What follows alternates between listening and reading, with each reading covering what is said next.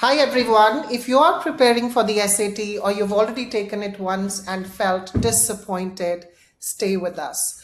I'm sitting with someone who scored 780 in reading and writing and 790 in math on the digital SAT.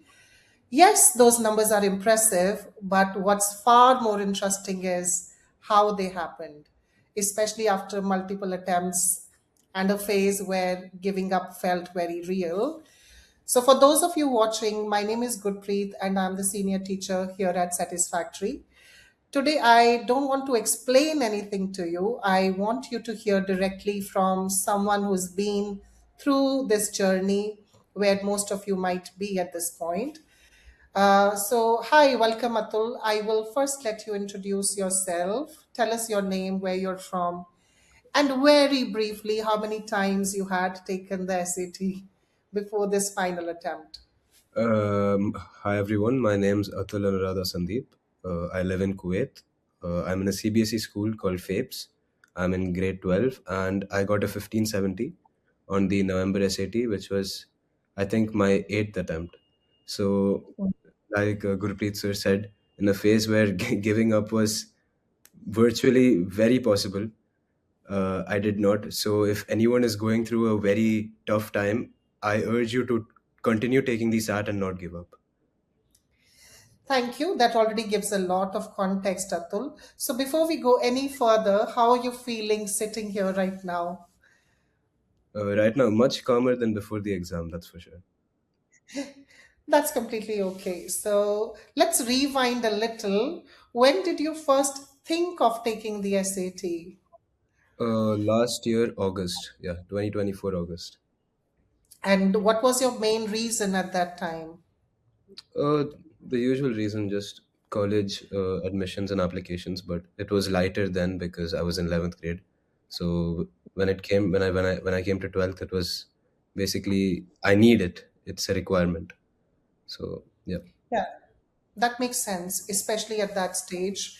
And did you already have any dream colleges or universities in mind back then? Not really. I mean, it's just I just wrote it for like I already wrote it 7 times. The eighth time won't hurt. So I Mhm. didn't go in with much expectations, but like the November attempt, when I wrote it after coaching with Satisfactory, it was I felt confident for the first time that I would be able to score more than 1500. And did you know what kind of score you were aiming for initially when you just started your preparation? Initially, like I wrote the October attempt, and that was the first time that I got more than 1500. That was a 1510. And this attempt, I mean, my aim like always my aim was a 1550 plus, but I never thought that I would even cross the 1500 barrier. So getting a Mhm. score like this was a big deal for me. I see. So now the most important question, how many SAT attempts did you make before joining Satisfactory? Before joining Satisfactory, six. Yeah, six. Mhm. And after those attempts, honestly, did you still believe a good score was achievable? Honestly speaking, I didn't. That's why I took like a break of about, I think, 4 or 5 months. And then I was like, six attempts I wrote studying by myself. So maybe I need proper guidance. Maybe I've studied all that I can. What I need is a path. So that is what Satisfactory provided to me. I completely get that feeling. It's far more common than people admit. And Atul, what was harder emotionally, the content itself or the repeated setbacks that you got? Um, it's yeah, it's mainly the setbacks, but the content, SAT, it's not about the difficulty of the exam. It's how you keep your cool, how you when you read those big passages, continue focusing, and exam fatigue. That too is very true. So yeah, all those were also factors. Hmm. And before joining us, were you mostly self-studying or did you take help from somewhere? It was mostly self-studying. But like the first attempt, I had joined another coaching. I got a 1480 in that attempt. So yeah, Mm-hmm. then I with studies and stuff. And looking back now, what do you think was missing in that phase? The first attempt that I wrote, my math score stayed like relatively the same, above 750. Still, it's 790 now. Not a huge improvement, but like I improved almost 100 points in English. The highest score I ever scored was a 680, and now I'm at a 780. And it was possible because I thought English is something that you do emotionally. Like you read the question, I feel this is the answer. So I didn't really know that there was logic behind everything, including reading questions or inferences. I mean, I don't even know if you can call them inferences because there is an answer to it. You can't infer it. So yeah, those things helped me out. Exactly. So I completely agree with you. So SAP is more about precision thinking under pressure. So I already know the answer to this question, but just asking for everybody. So which section troubled you more initially, reading and writing or math? Yeah, I mean, it is reading and writing, obviously, as I had mentioned before, but it's people usually think you cannot study English or like, math is something that you can study. You study the formulas, you study the method, you get, but it is possible for English too because I never thought that I would cross 700 and I reach 780 now. So it is a very doable task, and your score will not remain stagnant if you study. Exactly. And what made you finally decide to join Satisfactory after everything you had already tried? Yeah, I mean, like I'd said before, I'd written 6 attempts, so there was something wrong in my preparation. Otherwise, I would have gotten a score. So, satisfactory really helped me over there. So that's an important decision point. So, what were your expectations before the demo session? Uh, Honestly speaking, when joined, I didn't know if it would be of great help because I'd written 6 attempts before. But after the October attempt, I was like, wow, there is improvement. So I should like actually when I wrote October attempt, I was told it's going to be my last attempt. But Mm-hmm, because of satisfactory, I got a score of about like 1500. It gave me some hope that I could cross 1550. So yeah, initially expectations weren't that high, but once I wrote one exam with satisfactory, I saw it as really possible. mm-hmm. Uh, so, I think you would agree, Atul. A lot of students study for hundreds of hours without improvement. So, what was that specific pivot in your preparation that finally moved the needle in your scores? Um, like I used to be like those students too. I thought working harder means you get a better score, but that's honestly not true. What you have to do is work smarter. Even if you work less hours, what is more important than actually doing the question is analysis. So, in like the main takeaway from writing a test is understanding what you did wrong, not I got so and so score, I got so and so score. So yeah, that was mainly the pivot in my preparation. And was there a particular question type or moment where things suddenly clicked to you? I mean, I don't know. I mean, not really, I guess. Ah, I see. Okay.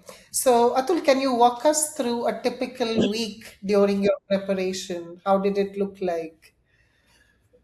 Typical week, majority of the time I have school stuff and I'm not focused on the SAT. But this attempt, I was really like logged in. All I did was study for the SAT, like about 2 weeks, I think. So every day there would be about 1.5 hour of classes. And anyway, as I only had a like the week before the exam, I wrote one mock test every day. So that was about what 2 hour 15 minutes more, and then 1 hour of self prep from the SAT question bank. Hmm. And how were the classes scheduled around your routine? Uh, for me, I was like I said, I was busy with school stuff. So morning was obviously not an option. Evening too, I had other things. So my classes were I think around 4 in the morning, to 4 to 5:30 in the morning. Yeah. Mhm. And how did one on one sessions change the way you studied? It really changed my perspective because my mentor, Ganesh sir, he had told me to analyze each and every sentence, even if the question was on grammar or inference or whatever. The verb, because every subject in English is made of three things: subject, verb, and object. So if you focus on these three, 90% of the thing is gone. So that's all you have to focus on, because a lot of information is given by SAT just to confuse you, and you don't need 90% of it. Exactly, and it's very easy to fall into those traps Yeah. if you're especially not aware on how to avoid them. So, and we also do review your homework briefly at the start of every class. And how did that change your study habits? Uh, Honestly speaking, I am a pretty lazy person. So I needed the teachers to, observe my homework or ask me, "Did you do this? Did you do this?" So I had to do it after. But like after a point of time, I knew like there's only 1 week left, or it's my last attempt, and I had to do this. Otherwise, things are not going to work out. So yeah. I see. Yeah, because at some point, most students realize that this exam isn't about knowing more. So, what point of time did you realize that your scores are really about making better decisions under pressure? After the October attempt, I would say, because uh, until then, like when the first time I wrote the SAT, I studied like rigorously for 1 month, and for 1 month, and all I did was questions. That's all that I did. But when I wrote the October attempt, I honestly took it lightly, and I only studied, I think, for a week. But like I said, hard work does not equal to good scores. It's smart work that makes it. So I worked smart for 1 week, and the results, I mean, they're obviously much better. Hmm. Yeah, totally. I mean, it's more than just a test of your technical knowledge. So it does also add a different kind of pressure. So how did you manage distractions and digital fatigue during your preparation? um yeah, I mean, I'm not usually addicted to phones or network or anything, so it wasn't a big deal for me to do. But yeah, I knew I needed this exam, and this was the last shot at it, because I'd already written it 7 times before. And yeah, it was a necessity, so I had to do it, and I knew this is endgame. Mm-hmm. And how important were the weekly proctor tests, especially 3 weeks before your exam, every Saturday morning in preparing you mentally? They were extremely important, because it was exactly the same questions as previous SATs. It was timed, and like usually when you write an exam, everybody has this tendency to get up in between, go have a glass of water, chat a bit, and then come back. This exam won't let you do so. So because like if you wrote those exams for like even 2 or 3 weeks, it would really put you into test conditions, because the tests were on Saturday around 8 o'clock, which is when the exam happens in my center. Mm-hmm. And Atul, what did the last 3 to 4 days before the exam look like for you? The last 3 to 4 days were, two out of those days were just panic. I didn't study the 2 days before the exam, and I would recommend people to not study 2 days before the exam, to just chill and calm down. But yeah, the last like 3 4 days, I had already studied what I could, so it was more about keeping calm under pressure. So I just kept writing tests and forced myself to sit through those 2.5 hours. And how did you finally manage to control your anxiety, the fear, and the nerves before your exam? A lot of support from my mentor, Ganesh sir. I frequently used to talk to him about the anxieties I had, and like I always used to. I'm such a pessimist, by the way. I used to like tell him I'm never gonna do this. I'm never gonna cross 1500. But he always believed in me.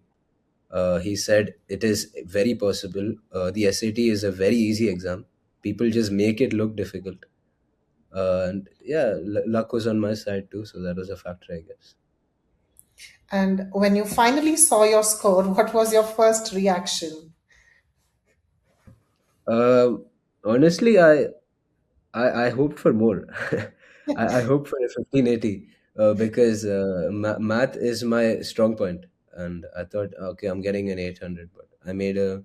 I don't even know. I still don't know what mistake I made, but yeah, I made a mistake and got a 790 in that. English, I actually knew it was I'm gonna get a 780 because the training was so good that during the mock test I was consistently scoring above 1550. So anything below a 1550, I would have been disappointed.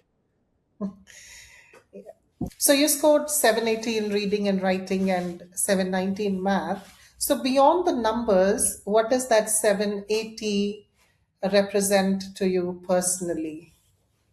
Relief, just relief, because like I said, I had written what, 6 attempts, no, 7 attempts before that, and it was just like finally I'm done with this. I'm free. So I didn't have to go to that same old center again and write the same old exam again. So I was done with it. Yeah, that's very well put. And what did achieving this score teach you about yourself?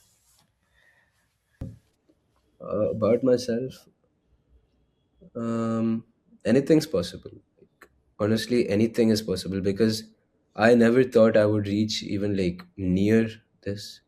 I barely crossed a 1500. I got a 1480, and that was on my second attempt. After my second attempt, I wrote four more attempts, and my scores went down. And I did not give up. I wrote it again two more times. I still did not give up and wrote it one more time. So yeah, anything's possible. Ah, and Atul, if you could go back to day one of your SAT journey, what's the one piece of advice you would give yourself? Yeah, I mean, I said this before, but English is not as hard as it seems. You are not going to be stuck in one place with proper guidance.